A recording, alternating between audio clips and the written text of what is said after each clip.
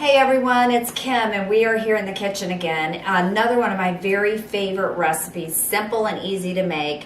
When your chicken is already cooked up and ready to go, this is a protein bowl. And it's actually, I'm gonna make it barbecue, so you're gonna take one of your chicken breasts and 4 ounces. Now a lot of times I've got this pan here, I would weigh and measure this out into my 4 ounce servings and then bag those up. So take one portion of your chicken.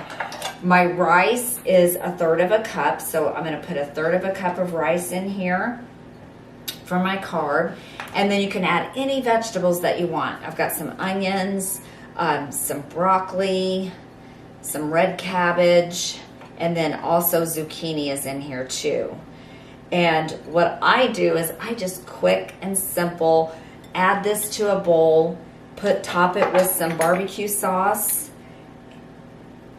stir it all together here, add just a little bit of water, and then you're gonna take this and microwave it about 2 minutes in the microwave just to steam the vegetables, because the rice is already done, the chicken's already done.